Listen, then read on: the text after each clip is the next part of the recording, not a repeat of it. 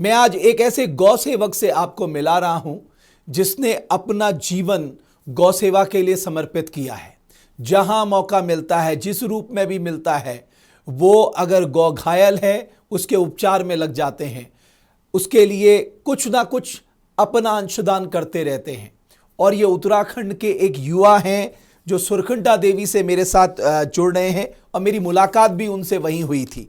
इतना ही नहीं, पर्यावरण के संरक्षण के लिए, स्वच्छता के लिए वो दिन रात अपनी टीम के साथ लगे रहते हैं। मेरे साथ है प्रवीण सकलानी, जिसे मैं आज देश दुनिया से जिनको मिलाना चाहता हूं और उनके काम के बारे में बताना चाहता हूं कि उत्तराखंडी किस तरह से सही मायने में न सिर्फ गौ की सेवा कर रहा है बल्कि पर्यावरण को साफ सुथरा रखने के लिए दिन रात लगा हुआ है। प्रवीण जी, बहुत बहुत धन्यवाद देवभूमि डायलॉग से जुड़ने के लिए।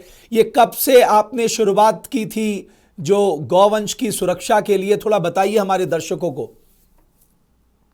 पहले तो देवभूमि डायलॉग के सभी श्रोताओं को मेरा प्रणाम।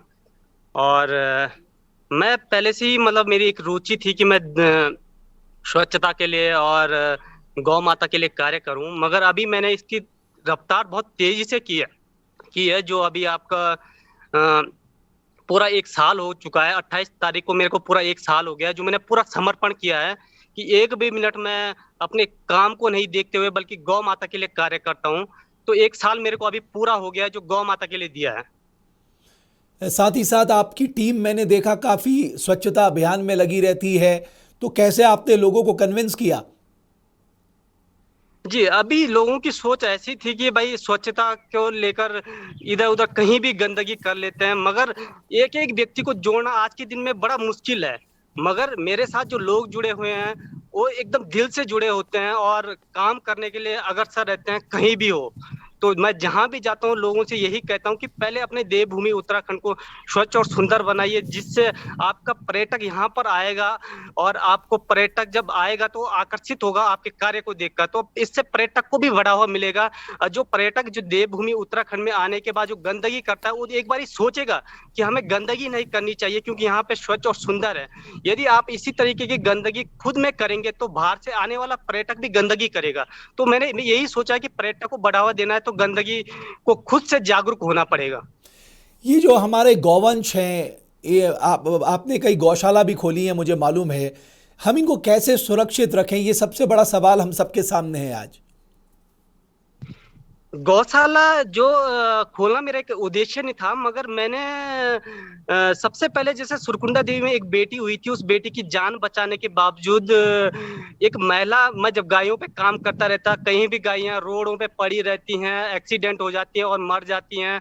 उसके बाद जो गायें वहीं पे सड़ती रहती हैं, उस पे हमने एक समाज के लिए, एक गौ माता के लिए एक ऐसा कार्य करना स्टार्ट किया कि एक गौ माता को सम्मान के साथ दफनाया जाए, उसके ऊपर एक पेड़ लगाया जाए और उसकी याद में इस तरीके से जो याद रहे कि हाँ ये गौ माता है, ये हमेशा के लिए इनकी याद में एक पेड़ लगा लगा रहे। तो उस याद के लिए हम इस पे कार्य किया।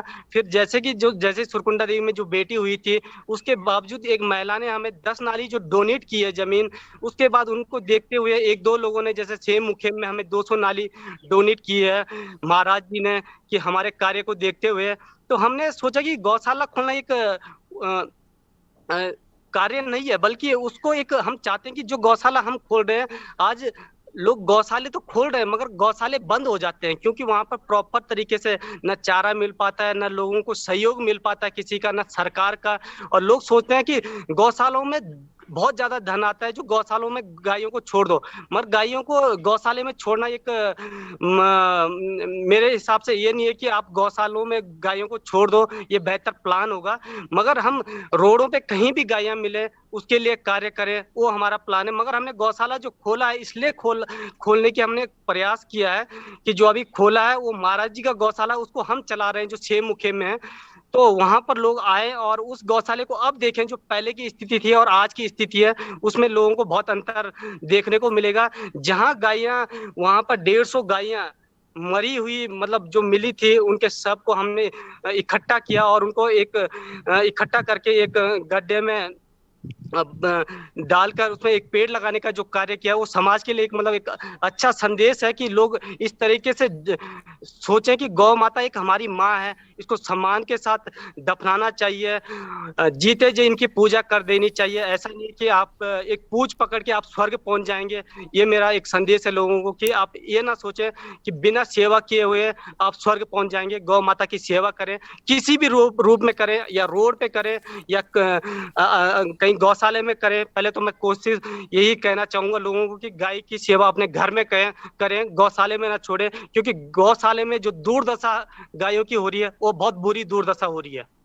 चलिए, बहुत बहुत धन्यवाद प्रवीण शकलानी जी। आपका ये जो निष्काम सेवा का भाव है, इससे मैं समझता हूं कई और युवा इस ओर अग्रसित होंगे, वो गौ सेवा भी करेंगे, स्वच्छता अभियान में भी अपनी जगह बनाएंगे। मैं बहुत धन्यवाद करता हूं आपको। जो कार्य आप कर रहे हैं उसमें ईश्वर आपको बहुत मदद करे। बहुत बहुत धन्यवाद आपका देवभूमि डायलॉग से जुड़ने के लिए, और बहुत बहुत धन्यवाद आप सभी दर्शकों का हमारी इस खास पेशकश को देखने के लिए।